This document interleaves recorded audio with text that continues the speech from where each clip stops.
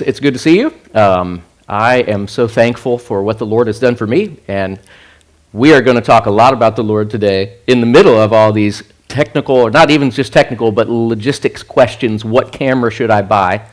But in order to get started, I would like to start with a word of prayer. All right? Lord, we bring before you our needs, our petitions and requests today. I am not sufficient for anything, but Father, you are sufficient for everything. You know the questions we should ask. You know the answers to all of those questions. We give you the best way we know today, all of our hearts. We surrender to you everything that we are and ask that you will do with, through, and for us what we could never do on our own. I thank you for it. I thank you for everyone who's here. We pray, Father, that the answers that we all seek as we seek you, that you will help us to find those. You said that we would find you if we seek for you with all of our hearts, and we want to do that today, Father. We want to seek you with all of our hearts. We thank you for who you are. In Jesus' name, amen. Alrighty then, so I started into film in about 2012 and 2013, and I probably broke all the rules, and then probably broke some more that I didn't even know were rules. And then we made some new rules and broke them, just for fun, just to see if we could.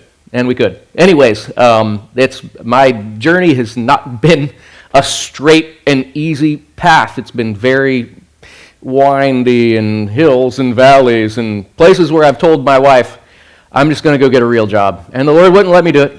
And here we are. So I'm thankful for all of the path that the Lord has led my family and I down, and I cannot speak without giving praise and honor and glory to Him, to the Lord Himself, who alone is worthy of any and all praise.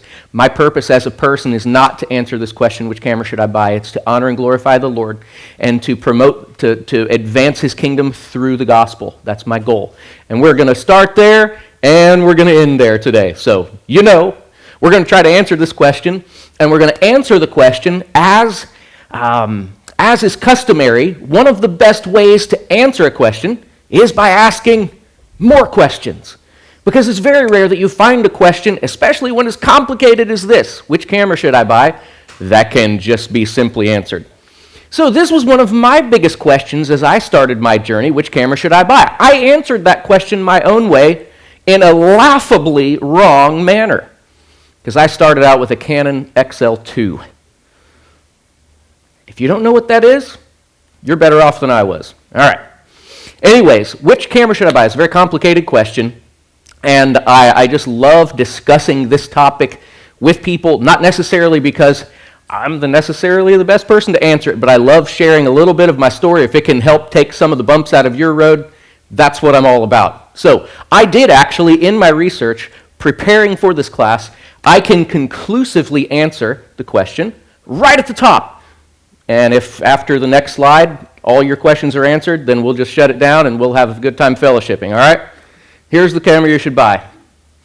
This is the newest version of the DC-IG Mark II. That means Dan created in Gemini Mark II. And if you look at this really closely, you'll see it can do everything you need because it has all the best features from all the best cameras, including a 3-stud PL mount on the side of the body and a record button on the matte box.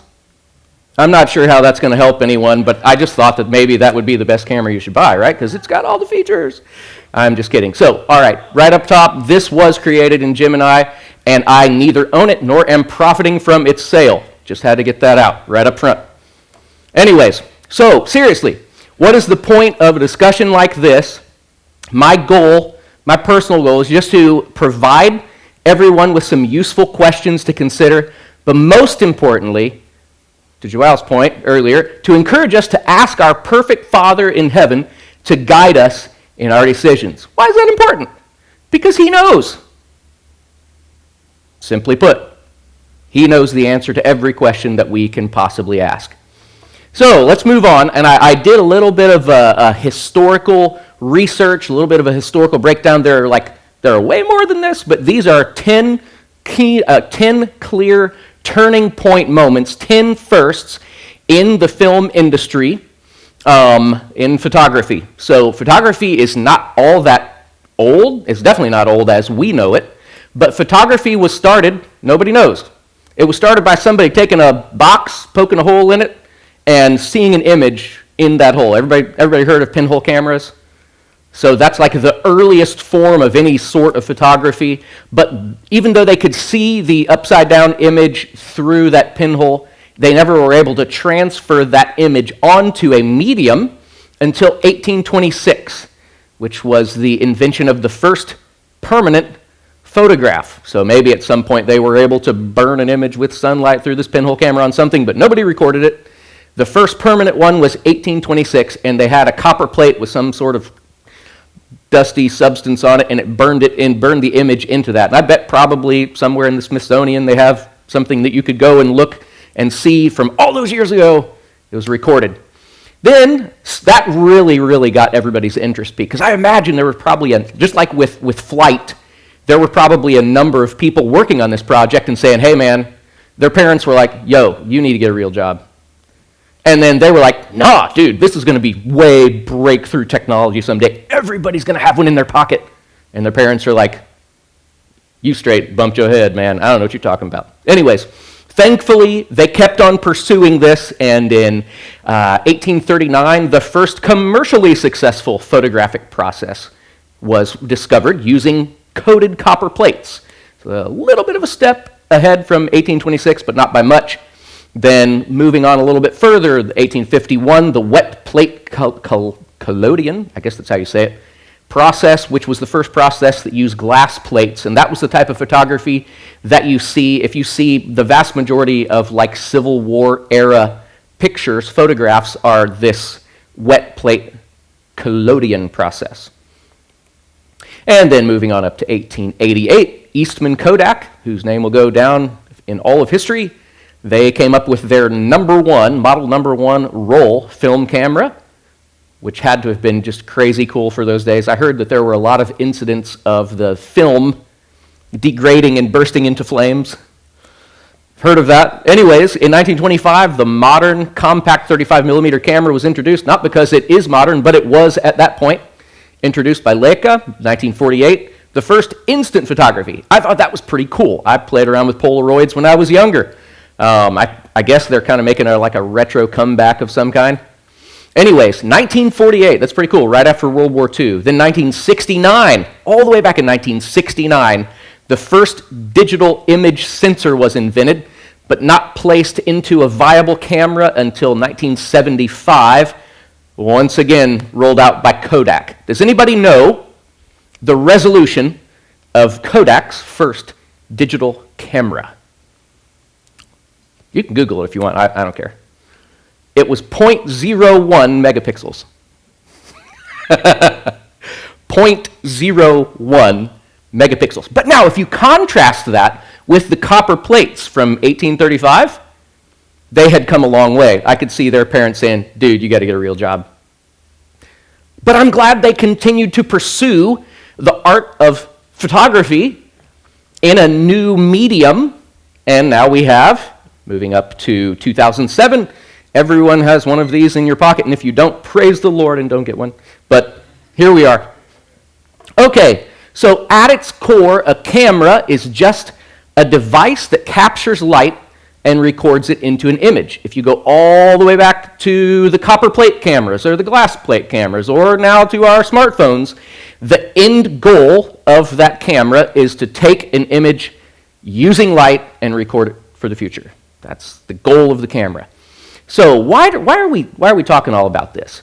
I'm going to back up again to something that I mentioned just a few minutes ago, and this was a huge question for me when I started. I've talked to so many filmmakers, like especially here at CWVFF. This is my 9th year. I've not been around since the beginning of CWVFF, but this question comes up time and time and time again, year after year. Which camera should I buy? Now, myself, I have a number of Sony cameras, but this is not a pitch for Sony. Not by any means. This is not a pitch against any other camera. I want to just have all of us back up for a minute and ask some important questions. My next point here, we certainly won't have time for an exhaustive discussion. I want to look at 3 categories of considerations. So it's 3 individual categories of consideration when we're considering or when we need to choose a camera or a camera system.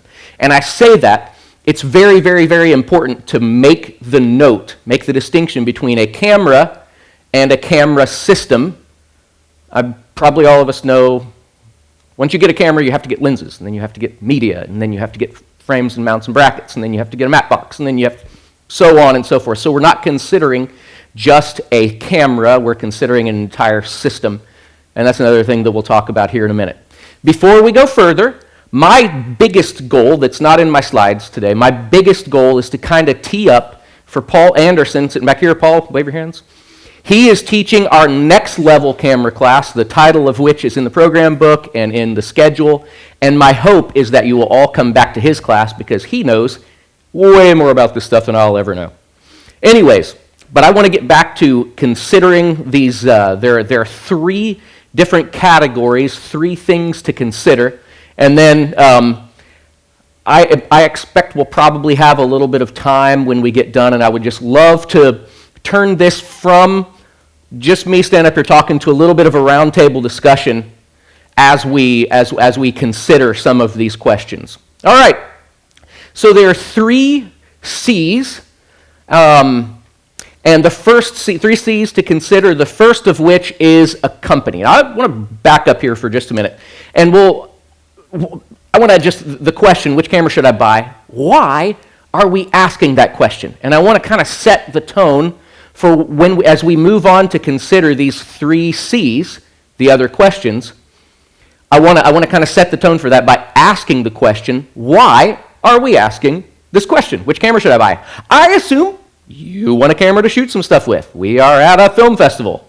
You want to make some content. You want to get it out there. You want to show it to people. You want to work on some feature film projects. You want to produce something. You want to direct something. That's going to be my assumption. So before we get into the first C here, talking about the particular company, in the Christian film space, there are many, many types of content that you can create more than just big budget narrative feature films. Okay? Many people start with an advertising company or a marketing company, and they create content. My good friend Paul, who's going to be speaking tomorrow, has made probably by now hundreds and hundreds of pieces of marketing content, and he was working for a particular company. And he's worked through this process, asking these questions, many times over. He and I have worked together asking ourselves these questions to figure out a number of these things as well. I get the privilege of working with this guy day in and day out, and it's awesome. So let's just drop back to these three C's. The first C that I want to consider is the company. What is your company's focus? And we don't even have to have the word company in there. What is your focus? What are you wanting to do? Now, keep in mind, I know that not all of these questions will be an exact dead match for you and your need and where you find yourself currently, but there are applications to these questions to all of us. All right, so what is your company's focus? What is your focus? What kind of projects does your company create? Are you working for a marketing company that is making 30-second high-dollar spots? Are you working for a company that's making 30-second straight-to-social media spots? Those two questions, or the answers to those questions, are going to help you to determine what camera you need to buy, because there's a number of other workflow questions that we'll get to as we go. So then another question is, how often do you create a project? Is this something that you're working on every single day? Like you're going to buy a new camera body, and in a year it's going to have 1,500 hours on it. Maybe that's extreme, I don't know. But my question is that something that you're looking forward to? Are you going to wear this thing out? Or are you going to shoot something with it, and it's going to be in a gear closet for 6 months before you pull it back out to shoot something else with it? Okay, another very important consideration when we consider how much money you're going to spend on this camera or camera system, like we talked about. Then, what are the future goals of your company? Because if you anticipate your needs next year being different than your needs are this year, then we should consider the needs that we anticipate facing next year as we answer this question. We don't want to just solve the immediate problem for the least amount of money we can spend and the least amount of time and whatnot if it's not going to set us up for success next year. And then here's another question. This question talks about the line between a company, if you're working for a company or working for yourself as an independent contractor. Do you create your own content or do you work for hire? So if you create your own content, presumably you're wanting either to use that content to become an influencer, or you're wanting to create that content to sell. Where on the other hand, if you work for hire, you're working under contract for somebody else. You'll sign NDAs, you'll sign a number of other contracts, you'll sign a work for hire contract that states that everything, 99% of the time, they state that everything you create does not belong to you, but belongs to the company for whom you're working. This is legal stuff. I don't know much about legal stuff. I don't want to even talk about that, but it's something to ask. It's a question to ask ourselves when we're considering what camera or camera system we should buy. Okay, because on one hand, if you're wanting to create your own content, you have to sell and market it. On the other hand, if you're creating content for somebody else, then they're basically going to rent your gear from you while, it's all part of the contract thing, they're going to rent your gear from you while you're doing that work for hire, in which case maybe you can afford to spend a little bit more upfront. If you're doing work for hire and are not getting your kit rented, you should stop and back up and ask that question, but we're not here to talk about contracts. So the second C to consider, and this is the one that gets a little bit deeper, so this is the next level deeper than just considering what our goals are as either an individual or as a company. So let's go back again, and some of these things we bumped up against in the, talking about the consideration of company, what are the goals of our company. So we're going to talk now about the content. What are the goals of our content? What am I shooting? Am I shooting narrative content? Now, narrative content can be 30 seconds long, and it could be a feature, or it could be a series, a mini-series of 20-minute short films, or hour-and-a-half feature-length films, and there's 6 of them. I mean, there's a whole spread. What are we shooting? Are we shooting narrative? Are we shooting social? So on one end of the spectrum, you see the narrative side of filmmaking. Anything from, I'll just use the Forge because I've worked on it, I'm familiar with it. With the Forge, we had a whole camera truck, a whole 26-foot rental truck that was dedicated to the camera department. All of the camera gear was in it, on carts. It was a very, very expensive and also it wasn't necessarily a nimble operation. Narrative features are not nimble. It takes time and logistics to move the truck from point A to point B. It takes time to load and organize the carts and charge the batteries and run the cables and repair things that need to be repaired from time to time and keep the sensors clean and keep the lenses clean, and we could go on and on. So there's a huge difference in between the mindset that we would approach shooting a narrative feature and, on the other hand, shooting content that's intended to go just to a social media platform. For example, I really don't want to ever try shooting a feature film on my phone. It can be done, but I don't want to do that. I'd rather have the truck and the crew and the logistics and the money to do that. On the other hand, Lord knows I'm not going to rent the truck for a social media video. Does that make sense? So that's like both ends of the spectrum. As filmmakers, we really don't like the idea of social media content, but that's the way the world is going. I can't change it. So we have to consider that as viable content to shoot and create. So on one hand, feature films, narrative feature films. On the other hand, social media content. And then there's pretty much everything in the middle. Paul and I, when we work on projects, we find ourselves working far more on training content and interviews, lots of interviews, and lots of social media content. It's probably 50 to 1. We shoot probably, he shoots, and I help him sometimes, probably 50 times the amount of that kind of content as what we do, like shooting, working on features. So that's a consideration. And then the next thing here, the next consideration under content, what are the needed deliverables? Now this is where it gets a little bit, this is the conversation gets a little bit bigger here. Please, I don't want to belabor the point on any of these points. So I'm going to just try to keep on moving.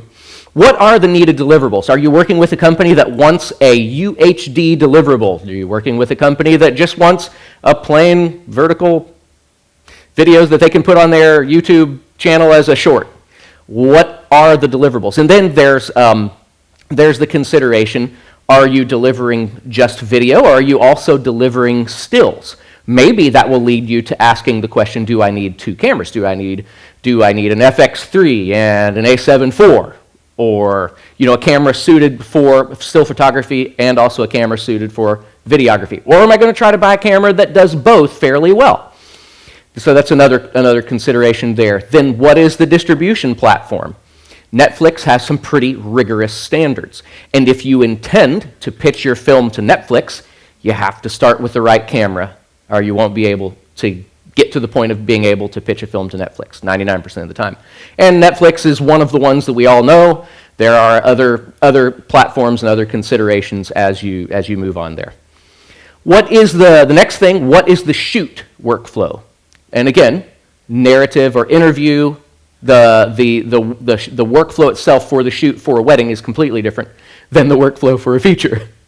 And that's another thing that we haven't talked about yet. There's weddings and a number of other different types of contents that you can shoot. So what is the shoot workflow itself? If you're shooting a wedding, you may be there by yourself, where if you're on a feature, you have a camera crew of 10 people. So all of those things play into this, what camera should I buy? And then what's the post workflow? So I'll just back up and I'll use Blackmagic. I've worked in the Blackmagic universe quite a lot.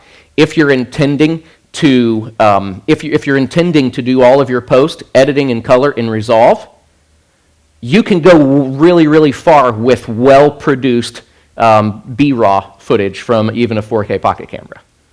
Very, very cheap, very, very inexpensive platform. A camera and a lens and a battery, and you really can go shoot some really, really, really good stuff. Now you need to light it right, and we'll get to that in a minute. But on the other hand, if that's not one of your considerations, or if you're editing in some other platform, now I think that like within the last year, I know that there was limited support for B-RAW, Blackmagic B-RAW footage in a couple of the other editing softwares, but I want to say that that's all been resolved, and they resolved, oh, that's funny. I think that all of the major platforms will edit B-RAW now, but 5 years ago that was not the case.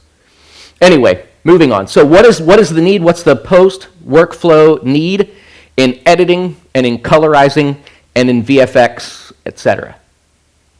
Number of things to think about there, but I don't want to take up too much time on any one thing. And so the last couple considerations in as far as content are concerned, and this is a huge one for me, and I'll have a story for you in just a minute. What is the storage workflow? Because when you shoot footage, if you can't keep it, it does you no good. So what is the storage workflow? What's the DIT workflow? Drives, backups, legacy, that would be like long-lasting, like either cloud storage or LTO tape. A lot of people back up stuff on LTO tape. I guess that's still a big thing. And then the last, so that's the thing to consider, and I want to come back to that in just a minute. But then, what about the cool factor? So when I started, I really didn't know much about Venice and ARRI. I knew ARRI was the thing. I don't even know if the first Venice was around when I started. I'm not sure. But I wanted the coolest looking camera that I could find. And I landed on a Canon XL2. I don't think that was necessarily a super cool looking camera, but I thought it was.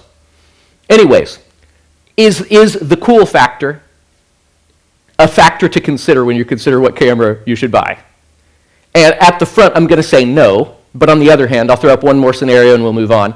If you're shooting a $500,000 commercial spot for somebody, you probably better show up with a good-looking camera. Because if you show up with your 5D Mark II and you're like, yep, we're going to shoot this $500,000 thing for you, they probably will laugh you out of the house. Just saying. But that's about the only time that the cool factor is a big consideration. So let's go back. I want to go back to the storage and workflow. We did, in 2021, we did a 4-camera, 4K Blackmagic, 4-camera Blackmagic 4K pocket camera shoot. And we had 3 people. It was just a talking heads TV thing, straight to Well, it was an edit then to TV. I think it's in like 40 different countries around the world. It was a ministry thing. So we had 3 people. We had a wide on all 3, and then we had an individual tight on each person. And because we had those 4Ks and because we had the ability to shoot B-raw, we also used the lowest compression ratio that we could. And after day 1, we realized how bad of an idea that was, because we used up almost all of their drive space on like the first day. So they had to buy extra drives and whatnot, and it was a terrible, terrible idea. I did not realize how bad of an idea that was up front. Why is that an important consideration? Do you know how expensive storage is? And you don't need 1 copy, you need 3 copies, or 4, in different locations, held by different people, in case everything dies and drives quit spinning and all that kind of thing. Anyway, so that's an important thing to consider, and that's not just when you consider the camera, but when you begin to go in and set up your settings. Can you justify storing that much data? Anyway, that's also a question for another day. The next thing to consider, and then we'll spend a little bit of time here as well before we get into questions, what is the cost? Now, I want to back up. When you began, somebody help me out. When you started and you asked this question, what camera should I buy? What was the first thing that popped into your mind? It was probably cost. It was for me. That's why I bought XL2s. They were cheap. I bought 2 of them. I had one with a wide-angle lens, which is hard to find. I'm not sure any of them even are survived out there anymore. But they were cheap. I found out later that was probably a terrible idea, but that was the first question. What camera should I buy? How much can I afford? My wife is sitting back here in the back, and I don't know how she puts up with me. I don't know how she does it. Spending money for things like this. Anyway, so the last thing here to consider that we're going to look at is cost. And there are a number of things that play into that. There's the body itself. There's lenses. To be fair, a number of companies, Panasonic and Sony, are making really, really high-quality camcorders nowadays. So you can buy the body and the lens all in one piece. I'm kind of approaching this more, that's a consideration, but I'm kind of approaching this more from a cinema standpoint than the camcorder standpoint. But in fairness, in some respects, you can't tell the difference between the footage between the two nowadays in many respects. But we'll get more to that later. So camera body, lenses, monitoring. If you go to the extent of shooting something, but you can't see it well enough to know it's in focus, you're shooting yourself in your foot. So camera body, lenses, monitoring, then there's rigging, dolly, Steadicam, gimbal, jib, etc. A follow focus, because you need to be able to keep it in focus. Or using a mechanical one, which is fairly inexpensive, or I said wired, that's not right, wireless one, which is much more expensive. Media, cards, drives, etc., wireless data transmission, then cabling and hardware. It's a lot to consider with the cost there. A couple of other practical considerations before we get into just chatting about this right quickly. With filmmakers, the first thing here is probably very polarizing, manual focus versus autofocus. But I've shot weddings, and I know how handy autofocus is if you're shooting a wedding. Okay, I'm getting nods. That's good. So I haven't alienated everyone. I tried to shoot weddings manual focus because that's what I wanted to do. Oh man, I can nail this. And I got back and I looked at my footage and I was like, okay, I can't nail this. So it's one thing if you're in a film and if you have your first AC pulling focus for you. It's another thing completely. It's another consideration entirely. If you're out there by yourself and you're wanting to have a shot that's usable when you get back. So it's still a consideration, manual focus versus autofocus. And the reason I throw that up, Blackmagic 4K and 6K pocket cameras are amazing cameras. They shoot, for their price point, they shoot amazing stuff. But they don't have autofocus. And you should know that before you go to buy one if you need autofocus. So I really wanted a 6K a few years ago, and I was trying to talk myself into it, but we were shooting weddings. And a 6K wasn't going to help me because it didn't have autofocus. I did have E-mount lenses. So I bought an A7S III, and I've never regretted it. It was a good choice. And then another thing, RAW versus, there's a lot more to this point than we're going to be able to discuss today. raw versus log, or log versus LUTs, or a number of different things. Don't forget that just as we consider this, if you shoot something in raw or log, you have to colorize it. The post-processing is a lot more. There are times when you can get away with shooting with like a Rec 709 LUT, or you can make your own LUT and put it in the camera, and it'll come out colored well enough for what you need to do. For something narrative, I would never recommend that, but it can be done for other things. That's just another consideration. What point? Are you happy with Sony? Are you happy with Sony's color science? Do you need Panasonic's color science? I've never really heard very many people say that, but I know people love Canon's color science. So the color science and how it works, how the color science integrates with your deliverable is another thing. And then, here's the biggest question. I want to spend a little bit of time on this. The camera kit versus the lighting kit. Now, here's where I went way off the rails early on in my filmmaking journey, because I did not know what lighting was. I looked at cameras. I asked myself, which camera should I buy? I answered the question by which camera can I afford, which was a terrible mistake. And I didn't ask anything. I didn't ask any question about lighting. I didn't research it. I didn't look into it whatsoever. And I get back and we're starting to work in footage, and I'm like, this is really, really bad. Why can I not do with this footage what I want to do with it? And it was because it wasn't lit. So Paul will probably get a little bit more into this, but we were discussing just this past week the difference between a pro camera being used by a novice or a pro, or a entry-level camera being used by those same people. And you'll find in many respects that someone who doesn't know how to use the pro camera, in many cases will still come out with pretty good-looking footage because of how good the camera is. In the other example, you'll always find that even with a subpar camera, somebody who knows how to light will always get a better image than if you approach it without lighting. So I want to let's get that out right now. You have to have proper exposure with any camera that you have. Doesn't matter what it is. It can be your phone. You have to have proper exposure. So that's more of a discussion that Paul is going to get into somewhat tomorrow with all of the lighting setup that he has up here. But I just wanted to throw that out there. And then, let's see. All right, I put together a couple kits here and some prices and price points because I want to leave us with something practical. First off, as we ask this question, which camera should I buy? You're probably about to say, Dan, you haven't told us which camera we should buy. That's because Dan don't know.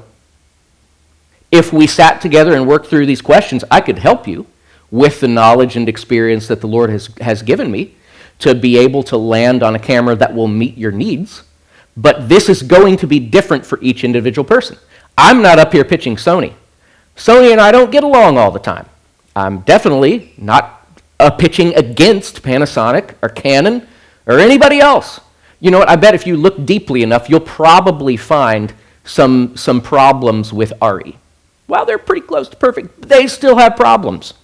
I've not worked on one of the big shoots where they use like 15 different red cameras in the truck, but I've heard that on many of the bigger shoots, like Avengers, used a number of the Avengers movies used red. The Hobbit trilogy was shot they had like several trucks full of red cameras. I think they had 34 bodies all on set at one point. That's crazy. But they had to have a technician from Red there just to keep them working. So I'm not pitching for or against any manufacturer or any body. You can take something, and I was hoping to get to this point, but I didn't make it. You can take a phone, and using it properly and lighting it properly, you can make an absolutely amazing image. Has anybody seen the Kendrick Brothers documentary, Show Me the Father? Somebody seen it? You should look it up. It's an amazing documentary. It deals with fatherhood. It has a reveal you won't see coming. It's an amazing film, and it was shot on 4K Blackmagic pocket cameras. It's been in theaters around the world. That film has impacted many hundreds of thousands of people around the world. Shot on I think it was just 2 4K pocket cameras. So Anyway, like I say, this pitch is not for or against some things. Let's talk about a couple practicalities. Here's an example of a RE35 kit. It's expensive, and it's expensive, and it's probably not practical to own. For example, if you just casually go into B&H and look for an Alexa 35 body, you'll come up with between $50,000 and $80,000, $100,000, depending on how you configure it. And while I would love for everybody here to have an RE35, Alexa 35, that's probably not practical. Anyway, I put together a Sony Venice 2 kit, and once again, it's probably not super practical to own. So I did a couple of things here that are more practical for us and things that I've worked with a number of times. Paul's worked with a number of times. Paul, did you bring the FX2 or FX3?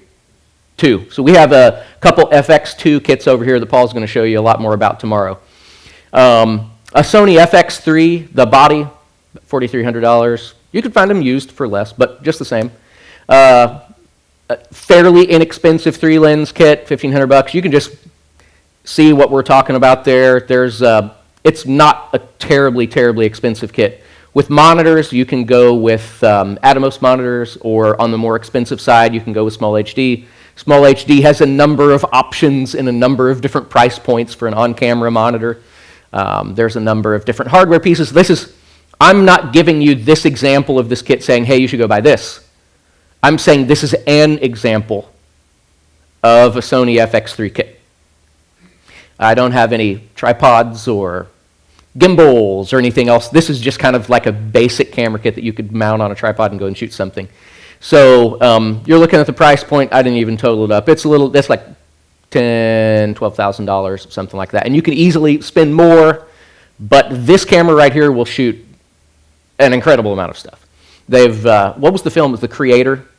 The film The Creator was shot completely on FX3s. And then there's another a less expensive kit. I just put together a really quick kit with a 6K pocket camera. There's the body, and a less expensive lens set, 4-lens kit of Rokinon Cine DS. I do not like Rokinon Cine DS lenses, but you can shoot some pretty good stuff with them. So by the time you get everything together there, it's much less expensive than the Sony FX3. And then you can always shoot stuff on your phone. There are a number of incredible options now to shoot stuff on your phone, and I'm not necessarily talking about the lenses. I just have an old iPhone 14 Pro here, and it's got 3 lenses in it. They're great. I've not tried the add-on lenses. Maybe you've had good success with them. Maybe you haven't. I don't know. But just there are a number of different ways for only a few $100s that you can get really good quality audio into your phone. For $100, you can get a gimbal for a phone. So I would say that's it's another viable option to consider depending on what you're trying to shoot. So as we wrap up, I want to go to the main point here, and then I want to just open it up for a little bit of discussion. So as we ask this question, as we should with every other important question of our lives, I want to back up again here for just a minute. If you look at the price point of these cameras, these camera systems that we're discussing, I don't know the FX3. I don't think I've ever bought a vehicle that costs more than an FX3 kit. So when you look at our lives as we're trying to be good stewards of what the Lord has given us, this is enough of an expense that it matters. We need to seek the Lord's wisdom for this. If you buy an FX3 kit, it may well be one of the most expensive things you ever buy in your life. This is a lot of money, and as we're considering what to do here, we need to ask our Father in heaven what His will is. So what's the main point? What's the main point of this discussion? The main point is that God designed you and I for a relationship with Him, and He is very, very interested in the choices we make. It's like, bro, we're at a film festival. This isn't church camp. I know. But this is still the most important consideration. And why is it? Because our perfect Father in heaven knows absolutely everything. He knows the exact camera which you should buy. And it's not just the brand or make and model. He knows the serial number.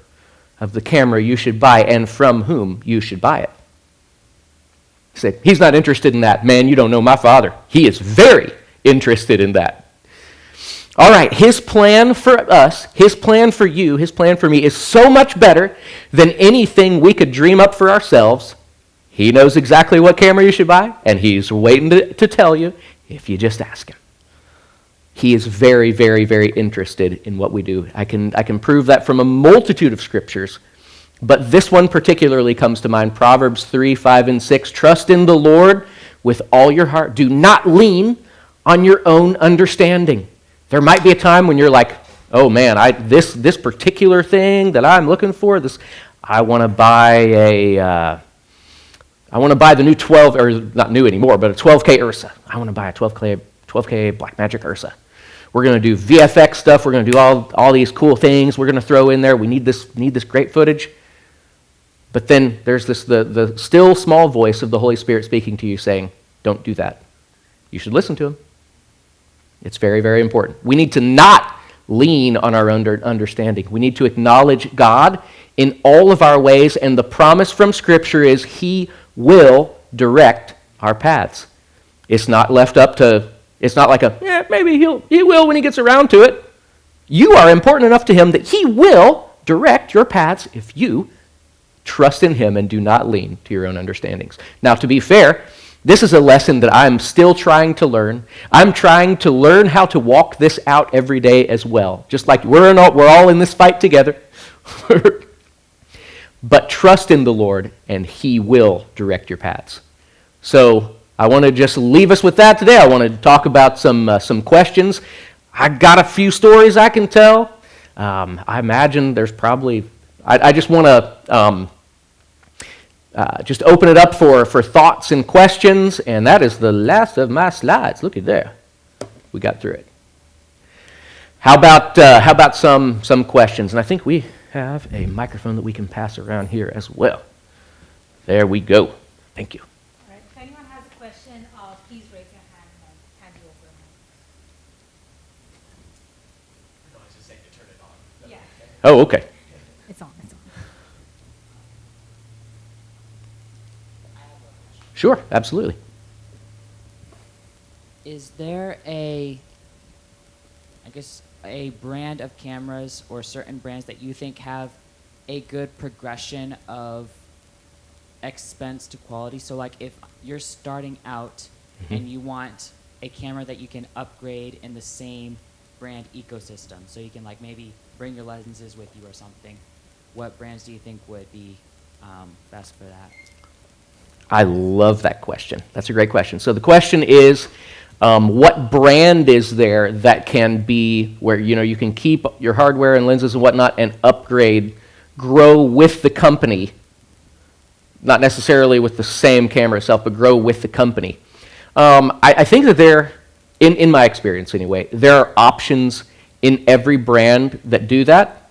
So I'm gonna back up and talk about the distinction between like a traditional DSLR and traditional mirrorless, and the difficulty there. I am most familiar with Sony and Blackmagic, and a fair bit of Panasonic and whatnot, but let's talk about Canon for a minute. Canon, they did a lot of investment in DSLRs, and they did the DSLR probably better than anybody else ever did. But the DSLR platform itself kind of died. And it took them a while to get onto the mirrorless bandwagon. So if you look at lenses and lens mounts, the E-mount, the Sony E-mount has a longer run and more, I don't know about more glass now available, but more legacy glass available for it, because Sony was one of the first on the bandwagon for mirrorless. Mirrorless is the future as we see it now. Is there going to be something else? Probably. We're dealing with AI and wars in Iran, and Lord only knows what else we're dealing with. But my point with that is, if you take a step back from that, and let's get away from the DSLR or a mirrorless argument, and let's just go into Blackmagic. So I don't know what Blackmagic is going to come out with in the future, but they've traditionally had Micro Four Thirds mounts and now Super 35 mounts or EF mounts. So what are they going to do with that in the future? I don't know, but I know that if you have, let's talk about Canon for a minute. If you have EF mount glass, there are adapters where you can adapt them to a number of mirrorless cameras, and you can, with an adapter, you can keep your same glass. There may be a number of other things that don't fit, and Paul is probably a lot better to talk about to address specific particular things. From my perspective, from considering the cost, that's a tough one. I'm in the Sony world, and I mean, E-mount's not going away. It's going to be around for a very long time. So, as far as the manufacturer is concerned, I would say I would lean more Sony. That's just me to the best way I can answer your question. Paul, do you have input for that? I would tend to agree with you that Sony's a great line to get into. Yeah, with Sony, you have everything from vlogging cameras all the way up to their Venice shooting feature films. I mean, you have that whole entire line. I mean, Red is kind of starting to dabble in that with Nikon and that whole takeover with where Nikon bought out Red. So you have this new lower entry camera with Red that you could buy, and then you could work your way up into cinema cameras as well. Canon has never really hit that far end of feature film. So it's like even their C700 kind of flopped. So they haven't really hit that high-end narrative, but a lot of people don't really ever get to that high-end narrative need, you know, with what Dan's saying here. And if you're talking about glass, in the world that we live, where we're not shooting a lot of like big scale features and whatnot, where you're renting lenses and cameras and whatnot, the mount there is PL mount. But if you're shooting stuff like is in our range to shoot, E-mount is really hard to beat because you can get almost anything you want in E-mount. You don't have to have adapters. It's not going away anytime soon. Micah? I thought you put your hand up. I did. Okay. Could you? Thank you. We are short on time, so this is going to be Oh, the okay. last question. But if you have more questions, we're going to, after when we're done with this session, you do have time to network. So. Great. Yeah. The only addition that I would add there is that once you get into the documentary world, Canon is very standardized, is very normal in there. That is true. Canon. If you stay, and you can get a lot of, I mean, if you use Canon or EF mounts, then you can get just about any glass you want an EF mount to, and it's probably the next best mount.